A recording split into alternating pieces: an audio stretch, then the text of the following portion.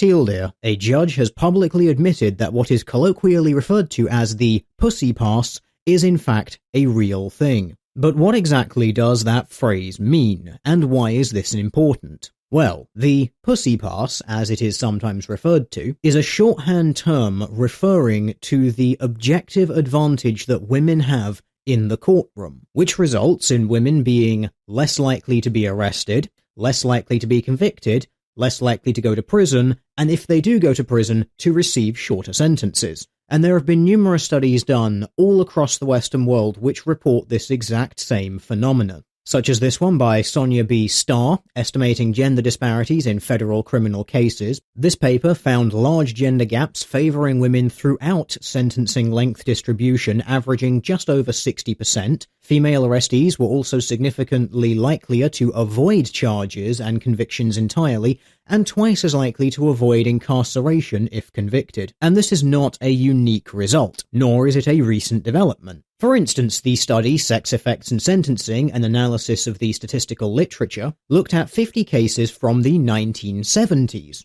Half of those cases showed sex effects favoring women.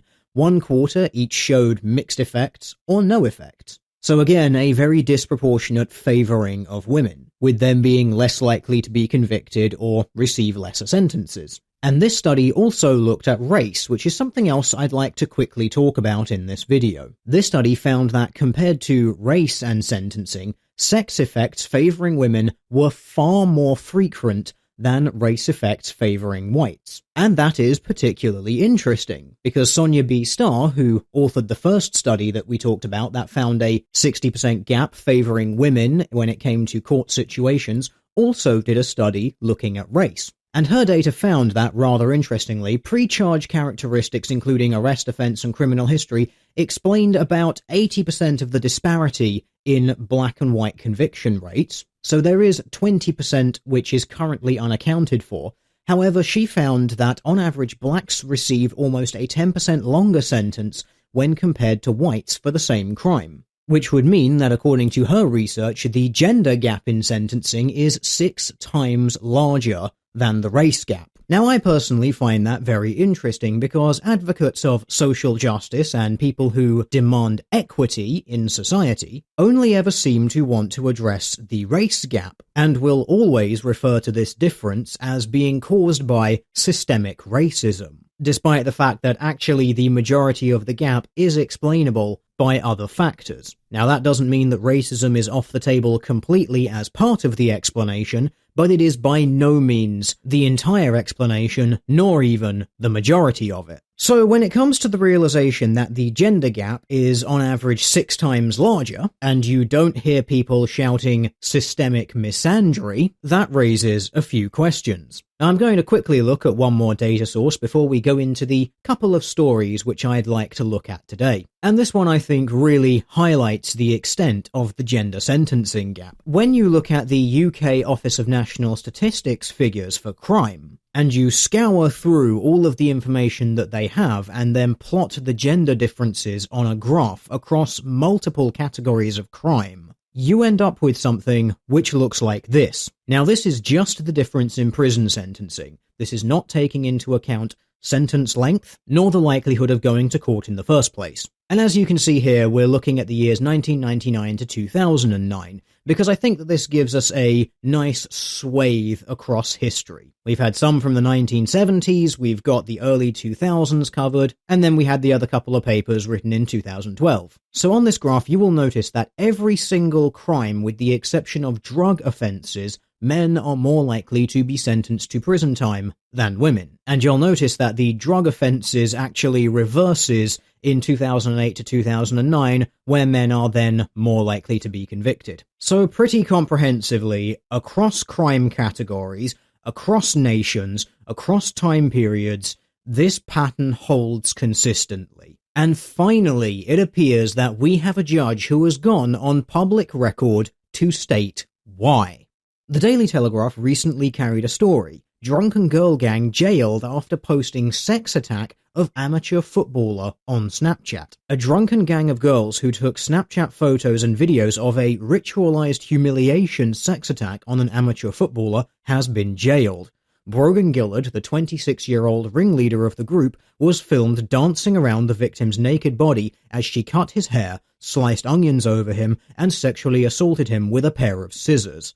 Paige Cunningham, 22, and Shannon Jones, 20, also posed for trophy photographs with the unconscious 19-year-old victim, and a Snapchat post showed one girl holding the man's penis. The video was shared on social media and was seen by their victim's girlfriend. Gillard then joked about using carrots and onions in the sex assault on Facebook. So this was a pretty horrendous crime, so much so that the presiding judge was even quoted as saying, "I sentenced 3 people for glorifying in the humiliation and degradation of a fellow human being." But by far the most interesting thing that the judge said was this sentence.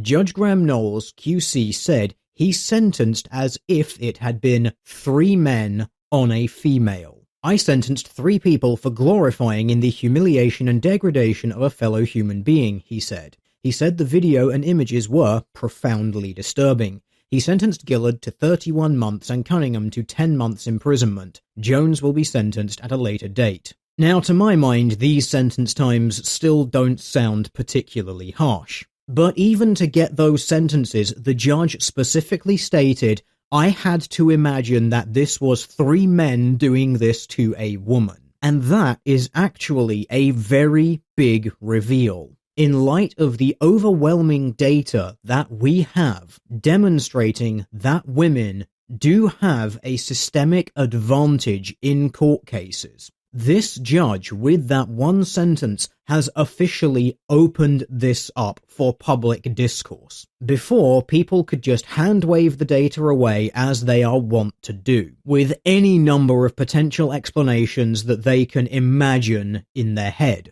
This judge has just publicly admitted that women receive lesser sentences for being women. That admission is built into the statement that he had to sentence them as if they were men in order to get the outcomes that they did. The conversation surrounding the pussy pass is now inescapably on the public table, and this admission really should come as a surprise to absolutely no one who follows the news and has any degree of intellectual honesty whatsoever, because it's why we constantly see stories and headlines like this. Texas high school math teacher pleads guilty to engaging in sexual activity with 2 17-year-old students, both of whom were male, but won't have to register as a sex offender. She was arrested in December 2015 after having months-long sexual relationships with 2 students. Both of the students were 17 years old. She pled guilty to both of them, and she will likely get probation when she's sentenced on March 10th. Stories like this come out, it seems, every few months, and honestly it seems as if they are happening with increasing frequency. This is but the latest in a long line of female teachers abusing male students, raping male students, and yet getting away with a slap on the wrist. Because, as always, you know if this was the other way around, and it was a male teacher having sex with 2 17-year-old girls, he would be publicly crucified, metaphorically at least, would spend probably several years in jail, and would absolutely be a registered sex offender, without any questions asked. And that statement from the judge that in order to convict sex offenders that were female, he had to consider them male, is a very, very big deal.